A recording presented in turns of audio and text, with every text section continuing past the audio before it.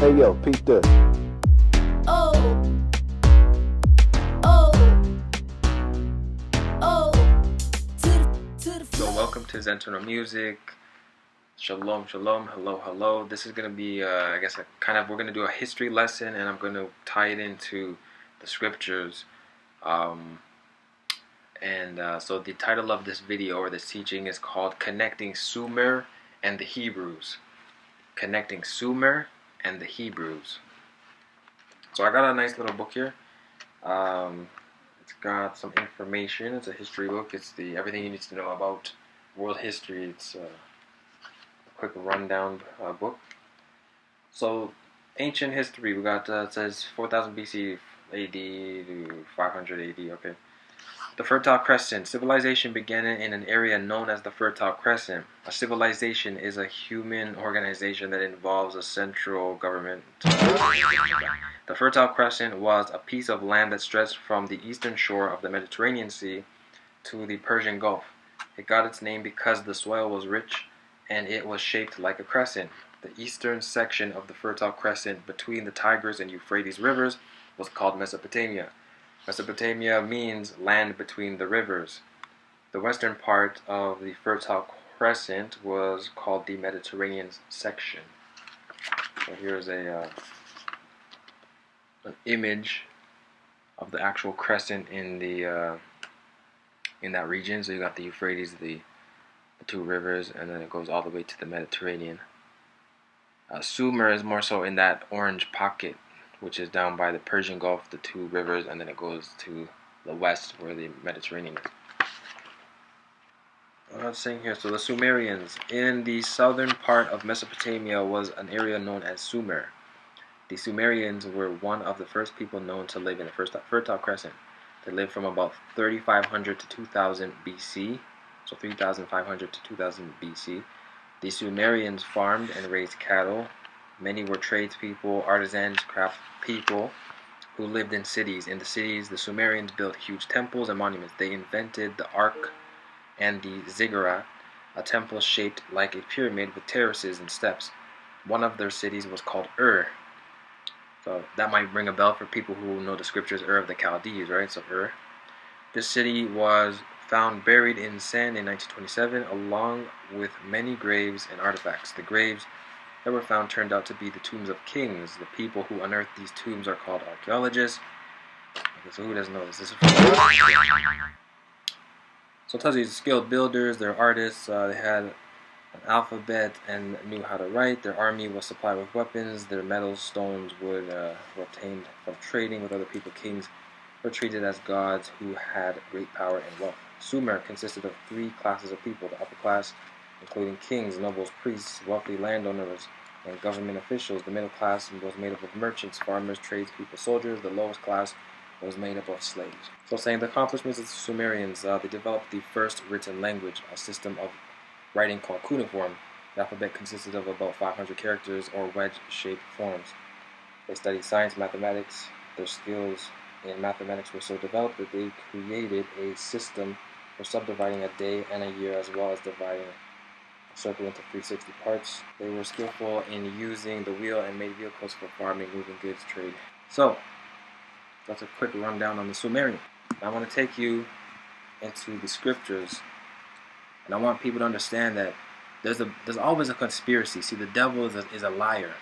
So anytime that you look up what's the oldest thing, is Hebrew the oldest language, or certain things, you'll always, I even saw this, or I looked it up, that you'll see the devil say that Hebrew is not the oldest, and I'm going to prove it. It's not really the oldest because the Hebrews came out of the Sumerians, but I'm going to prove it. But they want to discredit the Torah. They want to discredit the truth of the Most High. They want to discredit anything that has to do with the Heavenly Father. They want to discredit. And that's where faith really is. As I said, it's not about faith. It's either you have faith or you don't. I can't give you faith, and nobody in the earth can give you faith. You either have faith or you don't have faith. This is not about me as a person preaching faith. You don't do that. You either have it or you don't. I want to go to Genesis 11. Now, where I'm starting in this point of history is Sumer, right? The time before, the funny thing is this: the Sumerians have a story of the flood. There's a time before the flood, and it's in our scriptures.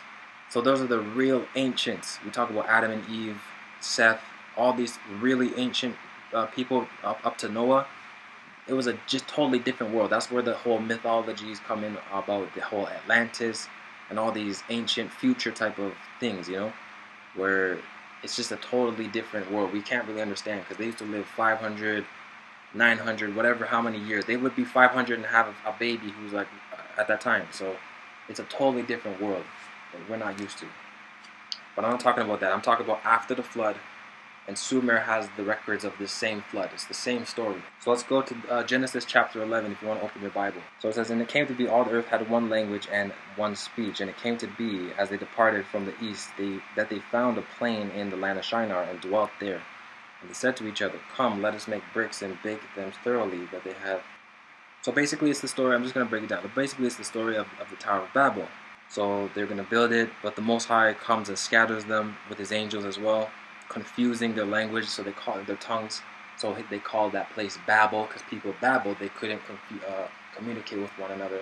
There was complete confusion and frustration. They called it Babel. So that's where you get Babylon from, Babel. It's the same name. Then it goes into the genealogy. It says Shem had Arpachshad. Arpachshad had Shelah. Shelah had Eber. Eber had Peleg. Peleg had Ru. Ru had Serug. Serug had Nahor. And Nahor had Terah, and then Terah had Abram. Now, the truth is that from the time of Shem, basically after Shem, a lot of the children in the generations went away from Noah's teachings, and they just did their own thing, which was wickedness. Because by the time you get to Terah, if you know about the father of Abram, his father worshipped idols and statues, right? So he was wicked. He used to bow down to statues and all that type of garbage. And Abraham sought to do something different within himself. That's why spirit is so powerful. Spirit is different. The flesh is flesh, but the spirit is something else. And Abraham's spirit was so strong that he sought to know, have understanding and wisdom and guidance. And so he sought the Most High. And by him seeking the Most High felt and heard his seeking, and so he responded to him and called him out of that situation and said, "You're going to be a people to me. I'm going to make a covenant with you, but I'm going to bring you out of that." So these people were living in that whole Sumerian system. Again, the flood happens, then you got like a 9 generation or 10 generation from Noah. You could call them the Sumerians, and those are the people groups that existed at that time. So Abram technically was a Sumerian as well, but he was called out by the Most High. And then that's where Hebrew starts, because he is then tested by faith, especially to sacrifice his son. He's tested with faith, right? And so he becomes the first Hebrew, technically, because it's the covenant. It has to do with the covenant. So I'm going to start it with Abraham, because that's where the covenant starts. So that's super important to understand. So yeah, Abraham lived in the Ur of the Chaldees, which is Babylon, which is Sumer. And when he was called out, he was by faith. He walked up. So behind me is a satellite image of the Euphrates. This is the Euphrates River, right? So by faith, Abraham had to walk. He left his place and he went by walking up the Euphrates until basically then he came down. After he went up a certain portion, he came down to basically the land of Canaan at the time, so Israel that we know today, and set up Beth El, which is the house of God or house of Elohim, and that's all in Genesis. The main point that I'm trying to make, again, I think I made it, is that Abraham came out of Sumer. And so when people talk about what's the oldest, well, that is the oldest. And what kills me, actually, talking about Indians or Chinese, it always kills me that people want to say, well, Indians are oldest, or people always talk bare nonsense. But if you look at the Fertile Crescent, you know that that's Mediterranean Sea to basically Iraq, right? Or vice versa. So that's where people started. And even we know that Noah landed in Turkey area, right? In the mountains of Ararat. So out of all that, who was in India right at that time? Who's in China? Nobody. Who was in North America and South? They weren't here. Who was even in Europe and Africa heavy? Not really. It wasn't like that. The ancients was in Sumer. So when they talk about, India is the old, no, India, based upon geography, is older than China, because India is closer to Sumer. So India would be older than China. So it kills me when people think Chinese or Indians are the oldest, but it's not.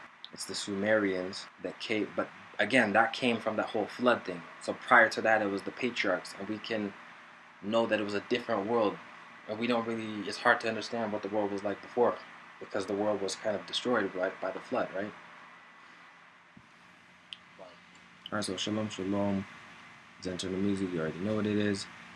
Please watch my Apocalypse of Abraham audiobook to understand a little bit more about Abraham and what he did and what he went through. And have faith in the Most High. But again, as I said, it's either you have it or you don't.